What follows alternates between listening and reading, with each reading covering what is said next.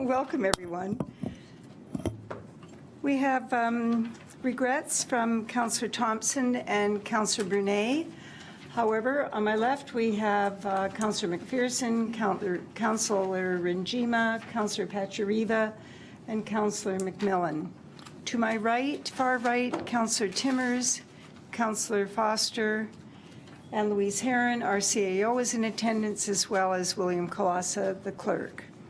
Staff in the back row, at the far end, Kathleen Dale, Director of Economic Development and Planning, Dave Graham, Director of Public Works, and Bob Spadoni, the Director of Finance. Are there any declarations of interest? There being none, we will move on to the adoption of the previous council meeting minutes, that meeting was held on April the 7th. I have a motion moved by Councillor McMillan, seconded by Councillor Rinjima, that the minutes of the April 7th, 2015 regular meeting of council, including the confidential addendum thereto, be adopted as circulated. Are there any questions to the motion? Councillor McPherson. Thank you, Mary. So just a comment. When looking at the Hamilton Health Sciences commentary or minutes, it just left me wanting a little bit more in those minutes. I think that was a pretty critical meeting, with some key people from Hamilton Health Sciences, and yeah, we got it covered in sort of the who was here and the purpose of the meeting, but I thought there might have been a little bit more of kind of maybe the gist of the presentation, or some of the discussion without commitment or without any kind of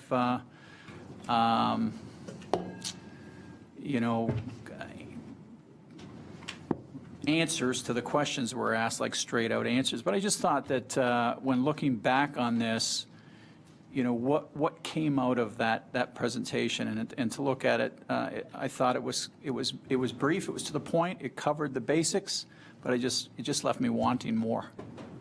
Okay, any other comments on that matter? Mr. Clerk, can you help us? Other than repeating? Through you, Madam Mayor. And again, referring back to the previous discussions with the Finance Administration Committee and Council, the Municipal Act requires that the minutes be recorded without note or comment. Adding notes to the minutes is not something that is supported by the legislation at this time. As indicated, what we've tried to do is encapsulate the general theme of the presentation without providing specific details or comments. That is the nature of municipal council minutes.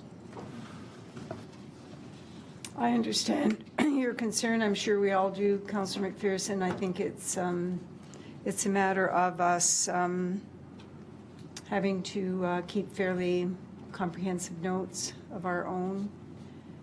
But thank you very much for the question. All right, your pleasure on the motion? Any opposed to the motion? The motion is carried. All right.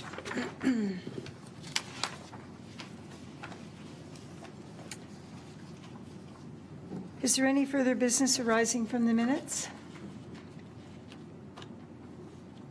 There being none, we'll move on to the Mayor's report. It was such a busy time since April the 7th. We just seem to be moving in many different directions. So my report is fairly comprehensive tonight, but I think it basically is a pretty good indication of what we're all about as a community.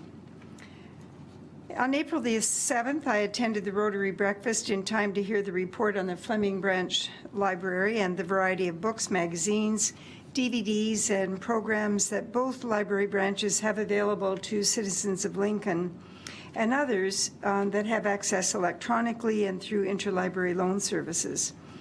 The new Fleming Branch is ideally located, providing easy access for the whole community Since it opened last fall, memberships have increased by 62%, circulation by 44%, and there's an increase of 278% in new members, 104% increase in public computer bookings.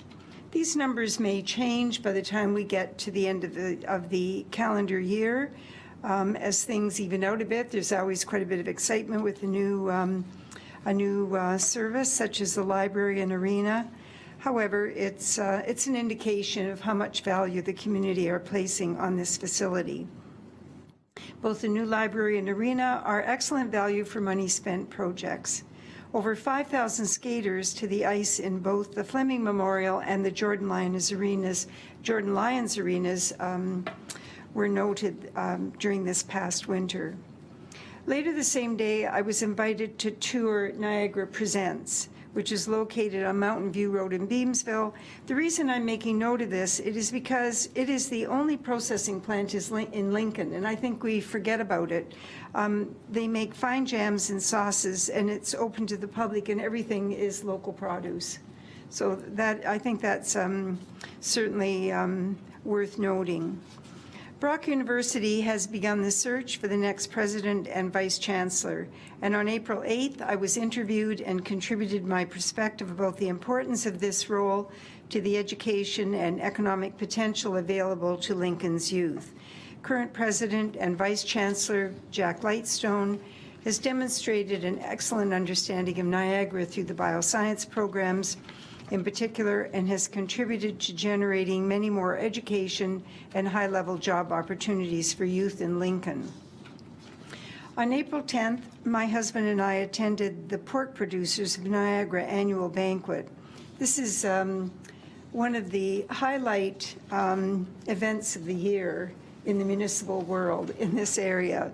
And we met many in the industry, as well as a number of Niagara mayors and also MPs and MPPs. A home-cooked pork dinner was on the menu and homemade pies, so it was a real down-home event. On April the 11th, the Niagara Library Boards gathered for an orientation day, which again was held at the Fleming Center. This community facility is an excellent venue, the concourse just providing all kinds of great space to spread out in. Acoustics are very good, and it's just a very pleasant environment to be in. The library staff were certainly proud to show it off to over 100 of their colleagues. Part of the message I delivered was regarding the importance libraries play in local literacy and the intellect of all ages. Community library boards and local town councils share a responsibility for ensuring they develop a strong partnership and understanding of roles for the benefit of the whole community as they deliberate about resources needed to meet those important needs in a time of technological change. On April the 14th, Councillor Paul McPherson, CAO Anne-Louise Herron, and I attended an economic development seminar sponsored by the Ontario Ministry of Agriculture and Food. We found the discussion and tools they were recommending to be worthwhile considering as we develop our economic plan further as part of the future focus for Lincoln. And there may be more on that later from Councillor McPherson. On April 15th, the Chamber of Commerce hosted the first annual Chamber Luncheon on Lincoln's Future. Held at 20 Valley Golf and Country Club, about 70 business and political leaders from Niagara attended. And a copy of my presentation will be put on the Town of Lincoln website if you wish to review it. Later the same day, I attended the Youth Volunteer Fair at the Fleming Center and took the opportunity to see what was being offered by the Town of Lincoln Pools, Jordan Museum, the Jordan Museum Heritage Gift Shop, and the Town of Lincoln Libraries. Each department is offering a variety of volunteer positions for youth and adults, and staff were on hand with great displays, by the way, to explain what each position involved. The museum gift shop raises funds exclusively for a new town museum and has town volunteer positions for the homemade fudge sales counter as well as retail sales. And Jordan Museum has volunteer positions available for interpreters in the Fry House and Schoolhouse, the Heritage House, support for special events and workshops, Pioneer Day, the Jordan Village Haunted Tour, and Christmas in the Schoolhouse. Positions available include the summer program assistant the summer program assistant, Pioneer Day in October, the Haunted Tour actors. So there's a great opportunity for anyone who's thinking about getting into the acting business. October and Ghost in the Schoolhouse, and that is in November. Lincoln Public Library has many programs throughout the year for children, teens, and adults. The book cleaning and library page program are also excellent youth opportunities. Lincoln Aquatics programs and summer adventure camps are operated by Lincoln Community Services. Each summer, youth join the program to develop and practice skills and earn community service hours. I'm spending a few moments to ensure that all youth and adults know about some of what is available through Town of Lincoln facilities and programs. We are doing our best to ensure that your summer is filled with fun and challenges and chances to build your skills and confidence in a variety of ways. A great way to begin your early work experience is in your own hometown. Take a look at the Community Services Guide, call the Town Hall at 905-563-8205, or go online to find out more. On April 17th, the Town of Lincoln hosted the Good Citizen and Volunteer Appreciation Awards at the Lincoln Center. Great community event, beautifully planned by our Town of Lincoln staff and enjoyed by everyone who attended. Through the effort of many individuals and groups who submitted nominations, awards were presented in a number of areas: history, preservation and conservation, environment and social consciousness, Lincoln Seniors programs, visiting volunteers for palliative care patients, and coaching minor hockey.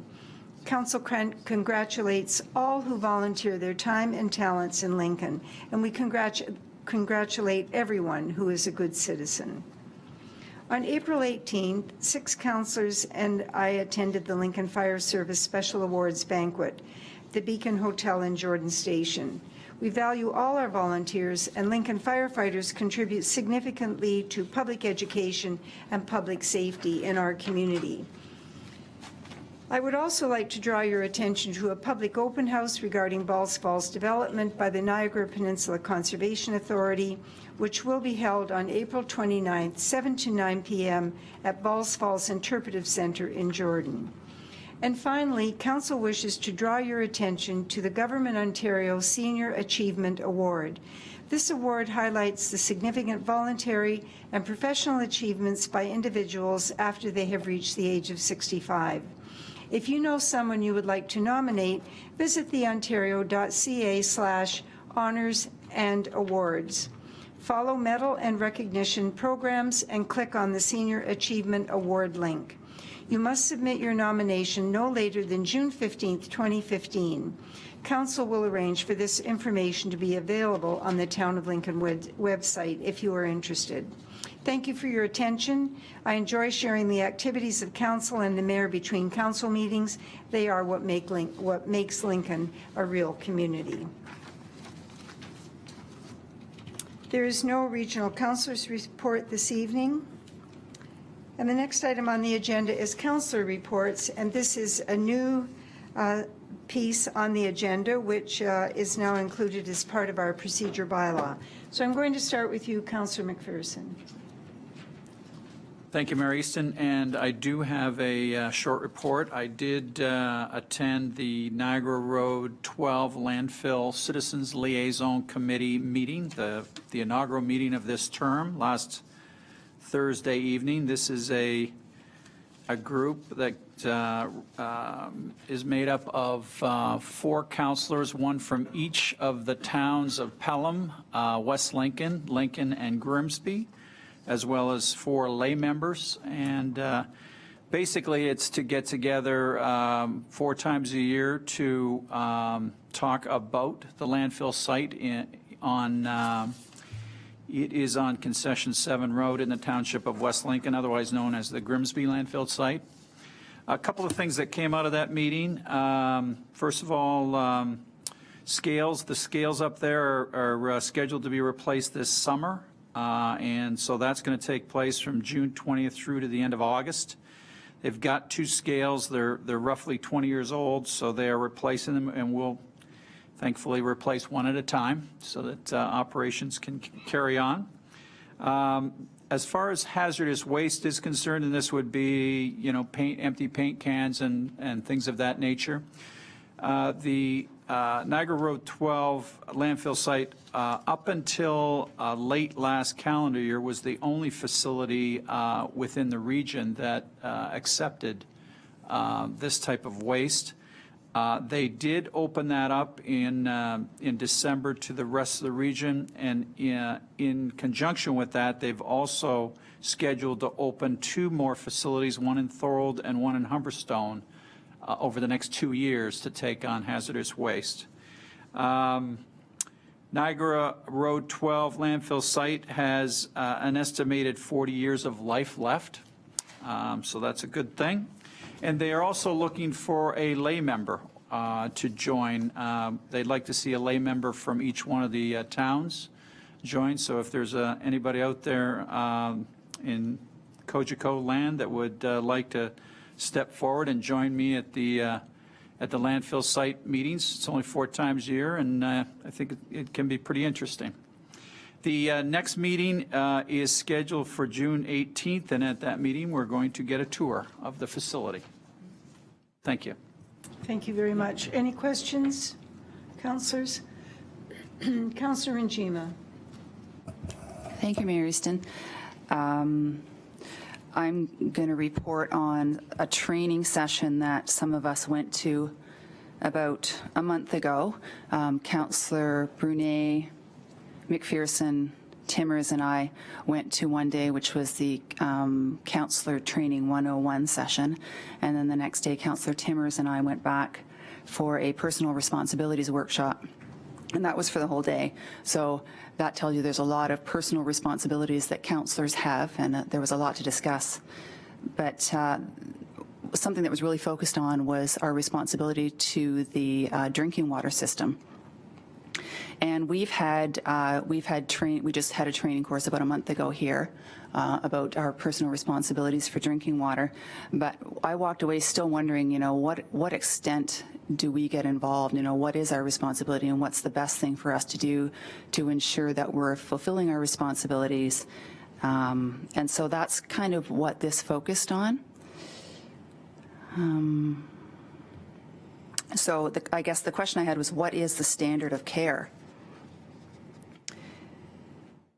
So the Section 19 standard of care is that each person shall exercise the level of care, diligence, and skill in respect of a municipal drinking water system that a reasonably prudent person would be expected to exercise in a similar situation, to act honestly, competently, and with integrity, with a view to ensuring the protection and safety of the users of the municipal drinking water system. And this is important because, as we all know, we can be held personally liable as councillors for any problems with the drinking water. And what does it mean? It can mean big fines. Examples, or I should say, to be more specific, for each day or part of a day on which the offense occurs or continues to occur, a fine of not more than $50,000 on a first conviction, not more than $100,000 on each subsequent conviction, or imprisonment for up to 1 year, or both. So that's pretty serious. Another something we should note is that we would have insurance, I would imagine, and that's a question I'm going to be asking in the future, to what extent are we insured as councillors? But apparently a lot of insurance policies exclude coverage for those who are convicted. So if you're convicted for being liable if somebody gets hurt through bad drinking water and you're convicted, you're not insured. So some of the questions that were suggested, this training was by the Association of Municipalities of Ontario, and the people that were training us had a lot of experience. There were lawyers and and they have a lot of experience in liability for municipalities. And some of the questions that they suggested that we ask, and I do have a printout that I'm going to hand out to councillors after. One question, how would we properly communicate a boil water advisory? These are the kinds of questions we should be asking. They suggested that if a motion comes forward for some sort of initiative relating to drinking water, that we should ask for a recorded vote, that we should all be protecting ourselves and showing, and this all relates to another suggestion that they made, that we all have a file, an individual file, in which we keep things like training certificates that we've, for any kind of training related to water that we've taken, water reports, any notes that we've taken. So just anything that if there was ever an issue, we would all say, well, these are the steps that I've taken to do my very best to ensure that our drinking water is safe. We should ensure that the drinking water operators and people running our systems have the qualifications and the budget to do their jobs.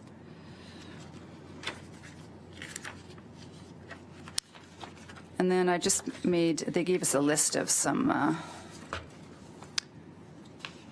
questions we should be asking, sort of a checklist that really encapsulates the kinds of questions we should be asking and the kinds of concerns we should be having.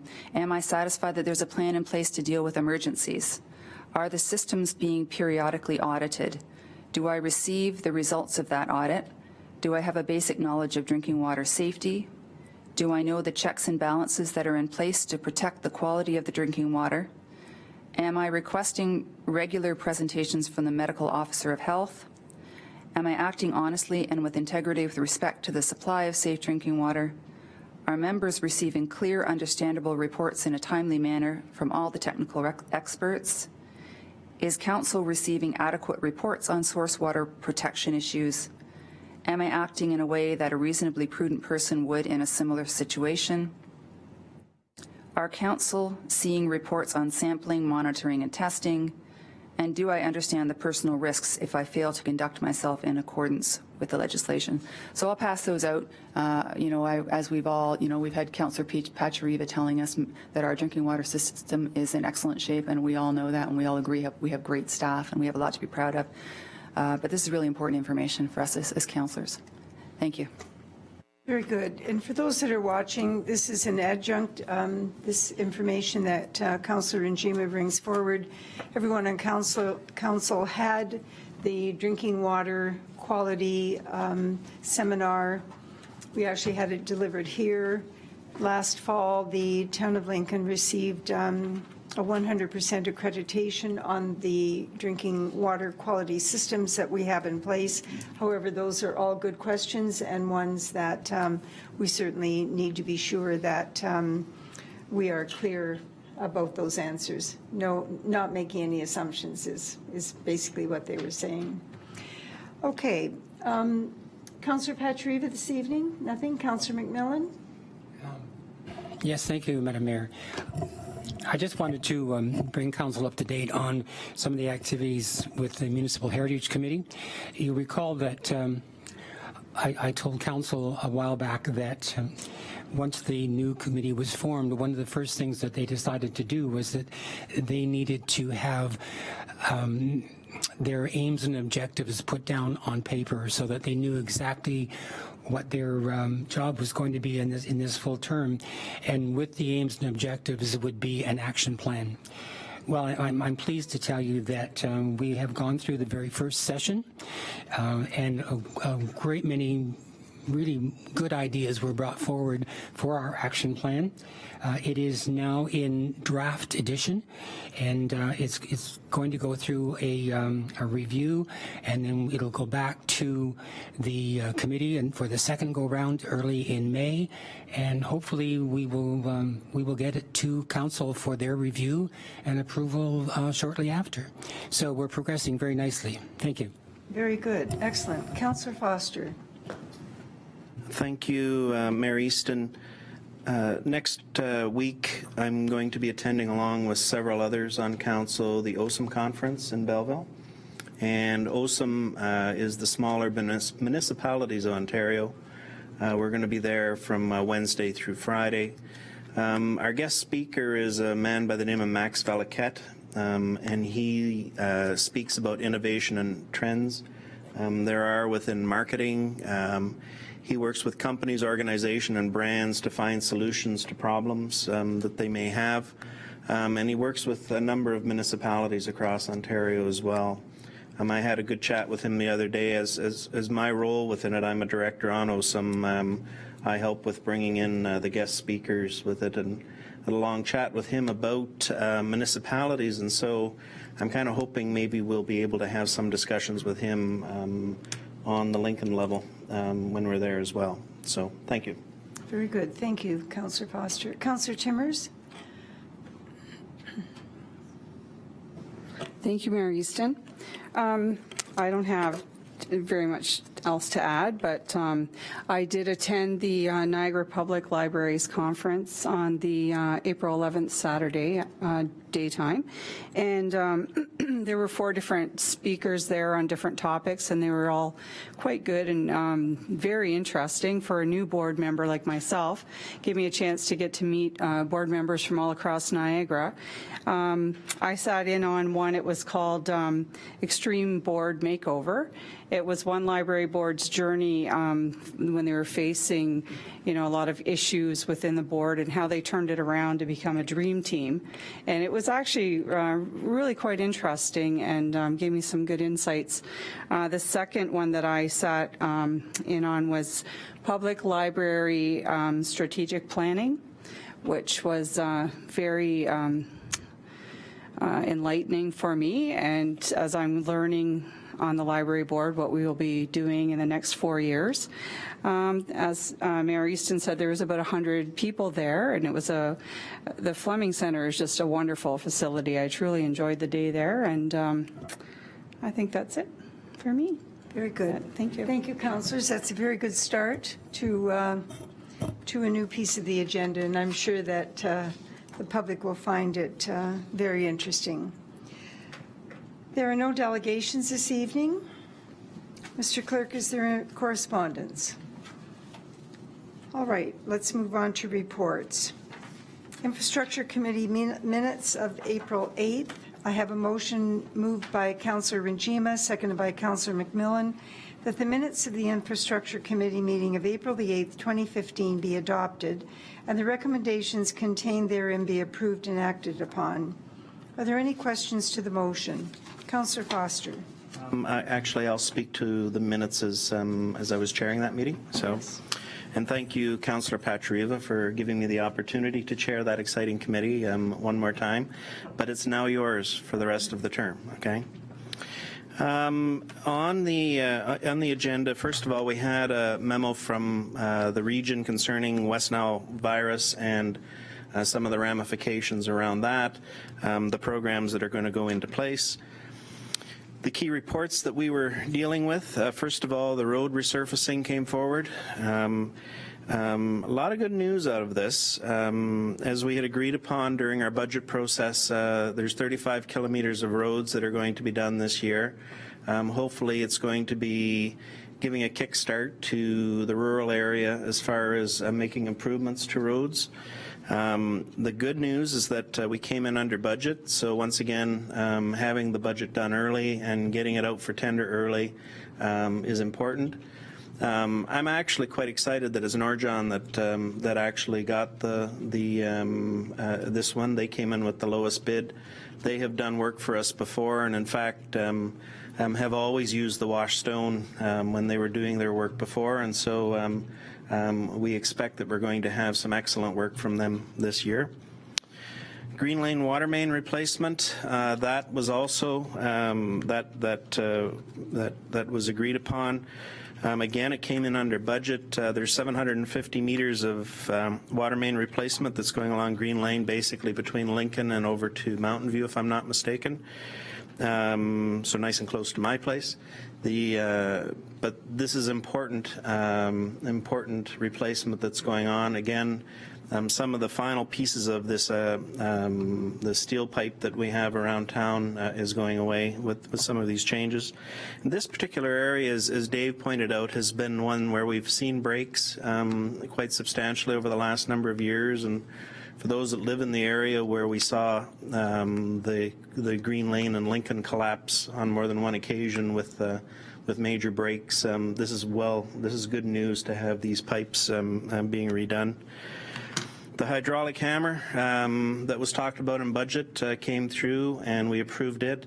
Again, it came in under budget. I give credit to staff for having gone out and got an excellent price on that particular piece of equipment. Our portable digital signs, we had a good discussion about that. We're purchasing another set to make use of within town. Our expectation is that this is going to continue. We seem to have lots of areas that we want to start collecting data to help us with some of the decisions we have to make in the future about speeds within our subdivisions and within our road structure within the municipality. Dave gave us an interesting discussion about frozen water services this past winter. And Dave, you can correct me if I'm wrong, but I believe there was 21 places that had frozen water pipes this past year, and all the ramifications that come around with that, and all of that was explained to us. So anyway, what's happening out of that? There are some costs that have come into play that neighbors or even the homeowners may have run into that we're going to try and do a fairness thing within it with those particular people. So anyway, there's calculations going to be made, and that's going to come back to a future Public Works meeting so that we know and understand what type of dollars we're talking about in order to clear those particular situations up. And then Dave gave us the projects report showing what it is that they're actually doing in that department, and yes, they are doing an awful lot. Anyway, thank you.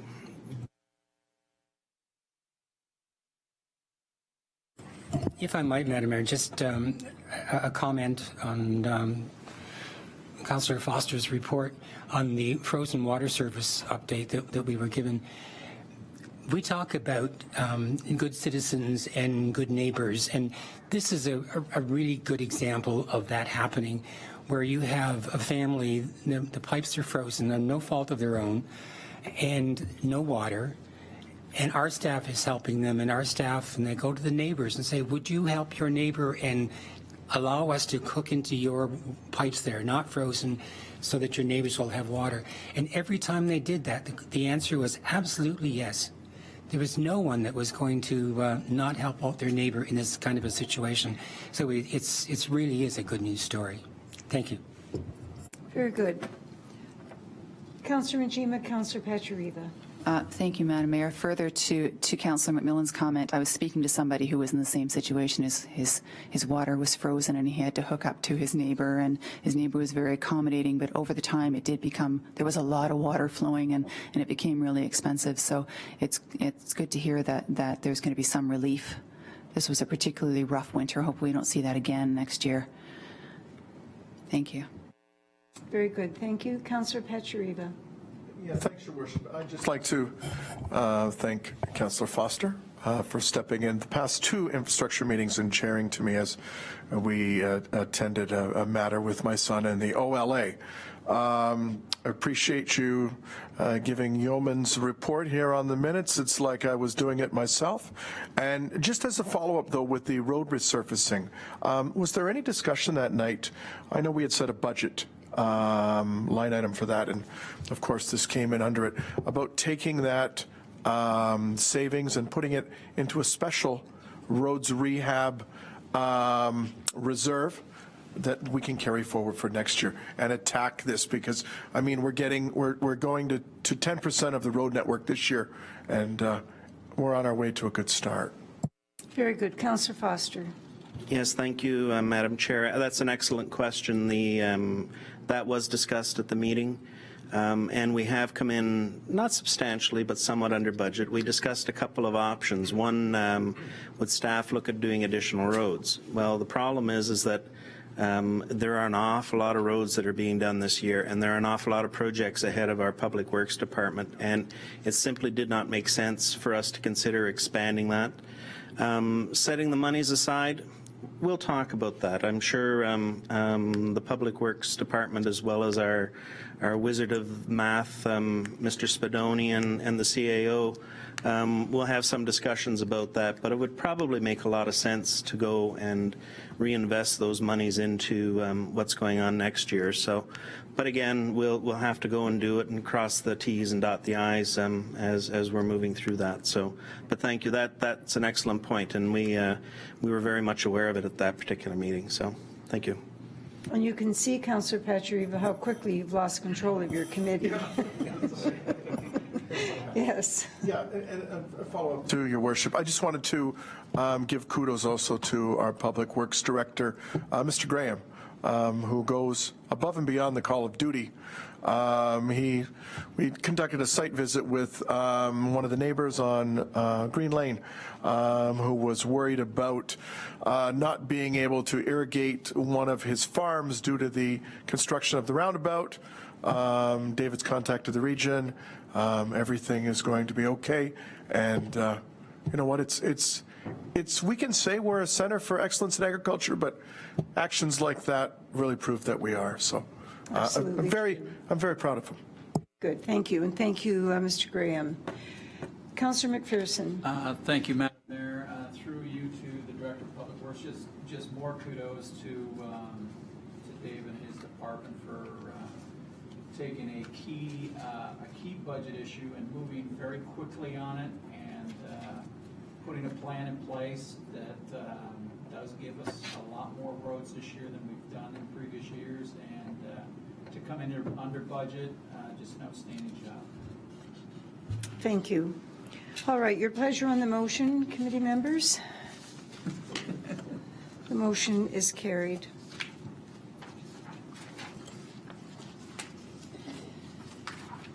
The next report is the public meeting of April 13th.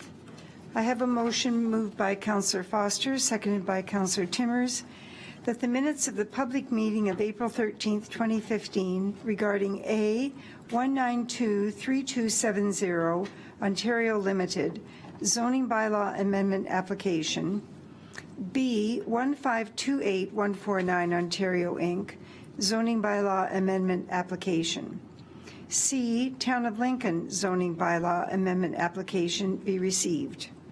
Questions to the motion? The pleasure on the motion? Motion is carried.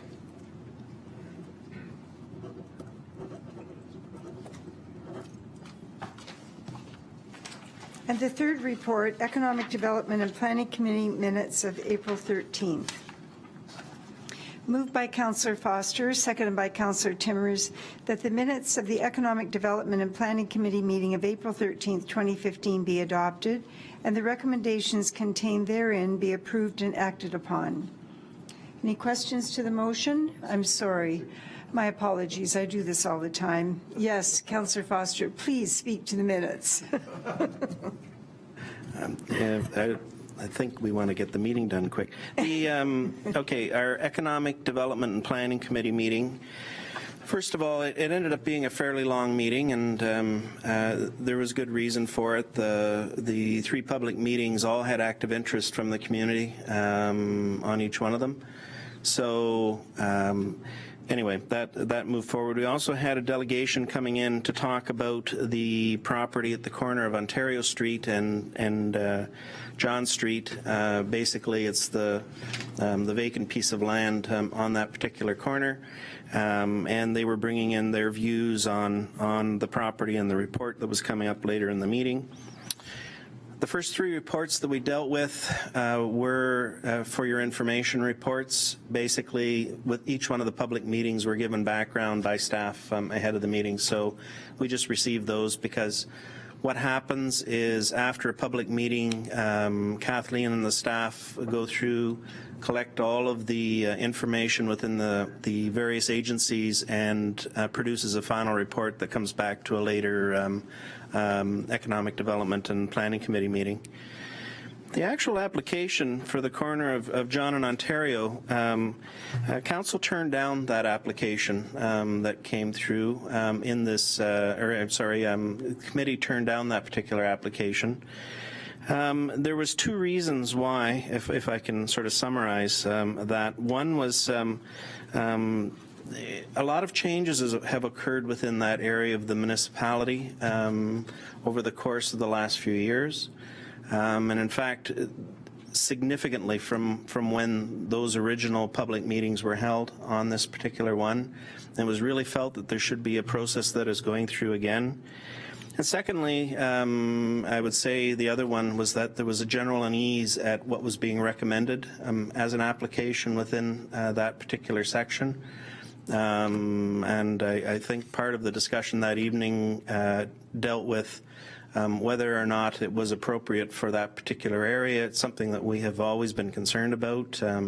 How is it going to match? Is it going to be meeting all the criteria that are needed within that particular section of town? So anyway, that one got voted down. We also had a couple of housekeeping items, a site plan discharge and also our building permit review for the first third of the year. We had a report. We had a little bit of fun with this one, but it was our medicinal marijuana report, and suffice it to say, this was a report. We weren't doing anything outside of that. So, anyway, we were talking about the rules around licensing that are going on for greenhouses, etc. Really, the municipality has very little to say on a lot of these things.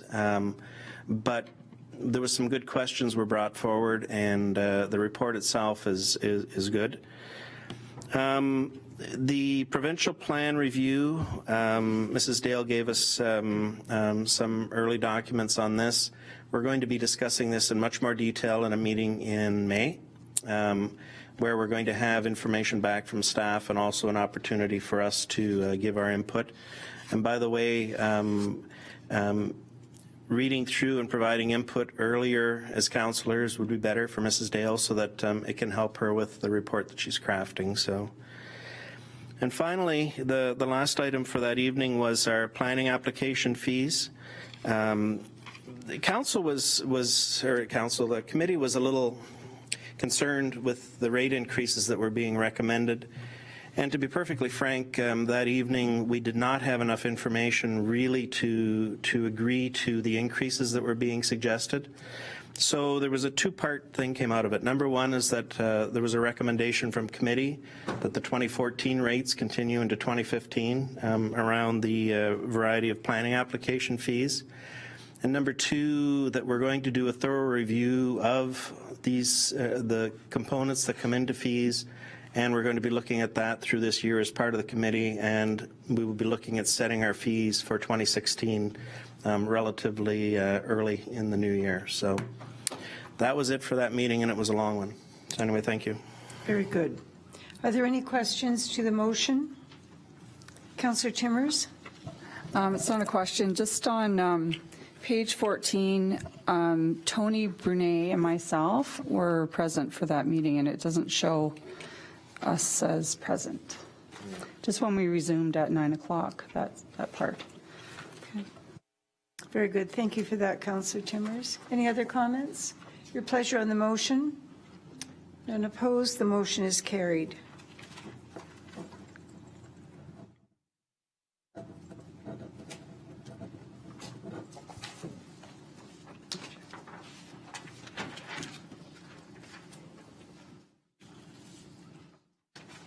I'm going to make note of an attachment that's on page 45 of the agenda package. The list is of the approved community groups in Lincoln, and I have a question, Madam CAO, regarding because I believe that there's been a change with the seniors groups, and I'm not sure now if we have three groups, the Beamsville Seniors, the Rockaway New Horizons, and the Club of the 20, are they still all separate, or do we now have the Town of Lincoln seniors? Do we know? Excuse me, as far as I know, they're still all separate, but I can check on that and get the message to council. Very good. Thank you. All right. The next item on the agenda is bylaws. There's no confirmation of compliance with Section 34 of the Planning Act. Mr. Chairman, you have a motion. Moved by Councillor McPherson, seconded by Councillor Renjima, that leave be given to introduce the following bylaws. Number 2015-29, to establish and regulate payment of various fees and charges within the Town of Lincoln. B, number 2015-30, to discharge the terms and conditions of a site plan agreement executed under bylaw number 3-15, Carol Van Zanten. Comments to the motion? Questions? Your pleasure on the motion? None opposed. The motion is carried.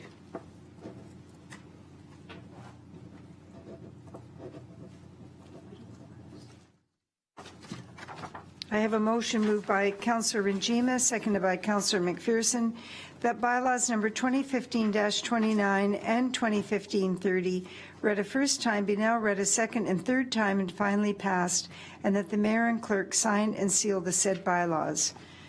Your pleasure on the motion? The motion is carried.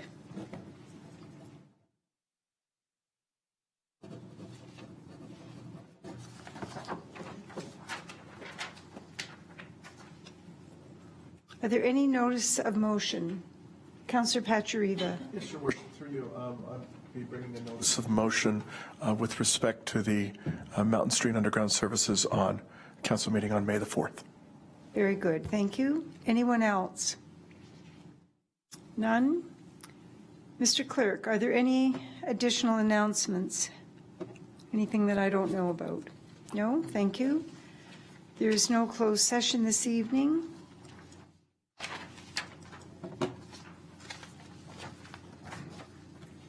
I have a motion moved by Councillor Timmers, seconded by Councillor Foster, that leave be given to introduce the following bylaw.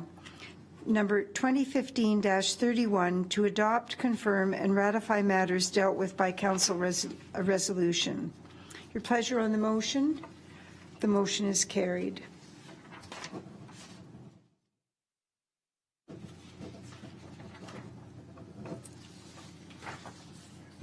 I have a motion moved by Councillor Timmers, seconded by Councillor Foster, that bylaw number 2015-31 read a first time be now read a second and third time and finally passed, and that the mayor and clerk sign and seal the said bylaw.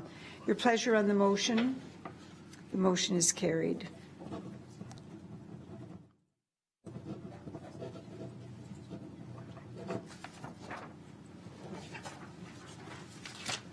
That brings us to the end of the agenda. Thank you very much for your attention if you're in the gallery.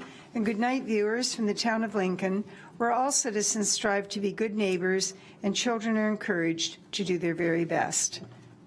The meeting is adjourned.